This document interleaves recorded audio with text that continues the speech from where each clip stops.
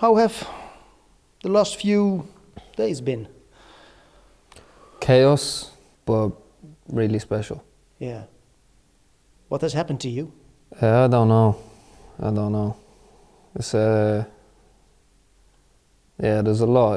It was a big high, but now it's back to earth again. Yeah. Do you know what happened? Can you realize it already?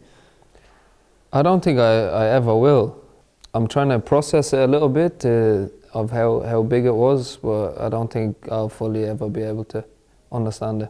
Never. I don't think so. The reactions that I've seen from back home is something I've never seen before. No. Can you give me some examples? Just the videos, the messages, the interviews, everything is. I've seen the fans back home going wild. Yeah, it's just a really big moment. Yeah. Let's go back to Sunday, the last minute of the match against Hungary. What happened? We were running out of time. I think we just kept putting the ball in the box, trying to see if we could get anything. That moment where we win the first ball, and then the rest is a little bit blurry. A little bit, or a lot? Nah, it's a lot. From when the ball went in to the game starting again is all a little bit difficult to remember the whole thing. It was, I think, a difficult goal. I thought the first time you want to touch the ball up high, but then you missed it, I think, and then there was, maybe in your mind, a second touch, and then the ball went in. Yeah, I think when I've watched it back over and over again, my leg was fully stretched. I couldn't stretch anymore for the ball. So I think once I realised that I wasn't going to flick it up, then I had to try and flick it down. But I feel like my leg grew an extra few inches in that moment just for that ball to go in. It's really, really crazy. Normally you're 185, but that moment I was 190 for sure. My legs definitely grew longer just to get on the ball. Yeah. After that match, I think you received a lot of messages, videos, etc., etc. But what was the best message, or the message you think from, okay, he sent me that or she sent me that? What's the nicest memory? Yeah, there was a lot, of course. All of my friends, all my family were sending good messages. There was one from one of my former coaches when I played back at home, and it was kind of just it was really nice. He said a lot of people will see now the achievement and the good game and the goals, but I think he said to me it's important that you take a second to be proud of how far that you've come in the last few years. And yeah, that was kind of the main message that he sent. So it was that one was really, really nice. Can you give the evening a rating from 1 to 10? It's off the scale.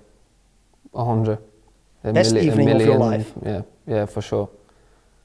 And I thought I was on the Thursday against Portugal, but then on the Sunday was next level.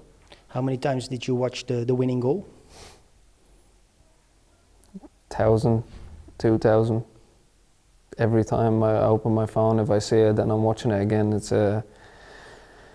And now they keep bringing with another angle, and it looks like it just keeps getting better and better and better.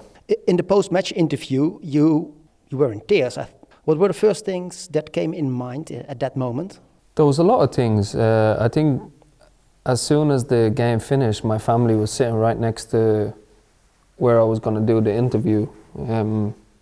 So before I done the interview, I went to them and hugged them, and I seen some of them were crying. And then, as you can probably imagine, one starts crying, two starts crying, then everyone's crying. Then I think it was just a build-up from that.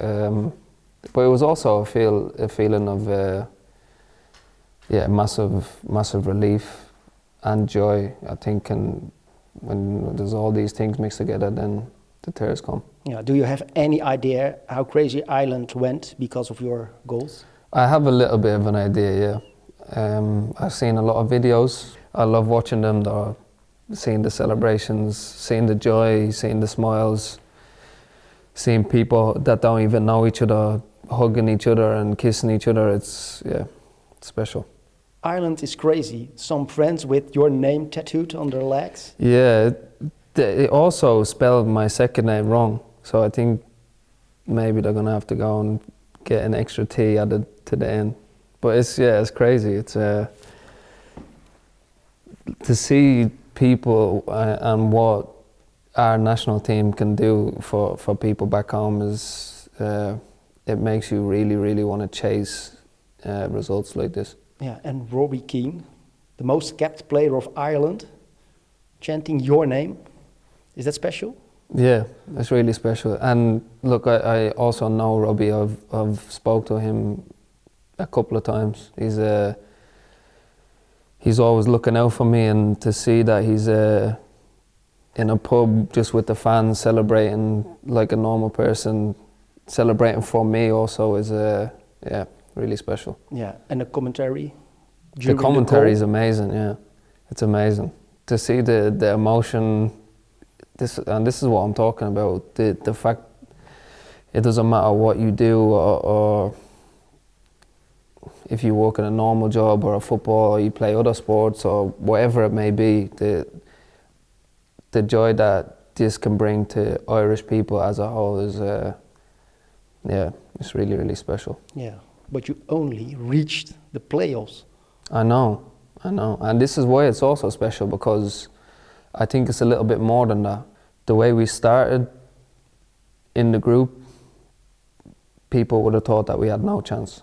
And then to play, I think, the two best teams in the group in the last two matches and have to win both of them is, I think this is also part of the reason that people are really happy with. But what's going to happen if Ireland reach the World Cup? That I don't know. That I really don't know. And if it's like this for reaching the playoffs, then I can't imagine how it's going to be when we reach the World Cup. Yeah. Today there was the draw. Yeah. What do you think about it? It's tough. It's tough. But I think no matter who we're going to play, it's going to be tough anyway. But I feel like after the last two games, that the belief and the fight that we showed, I think we'll be confident going into the game, no matter who we play against. And it's an exciting challenge. Force the semi-final away, and then if we can get past that, then the final at home, I think, we have a good chance to go to the World Cup. Ireland is unstoppable. Troy Parrott is unstoppable. I don't know. I hope so. I hope it stays that way. But look, I think the World Cup needs the Irish fans there.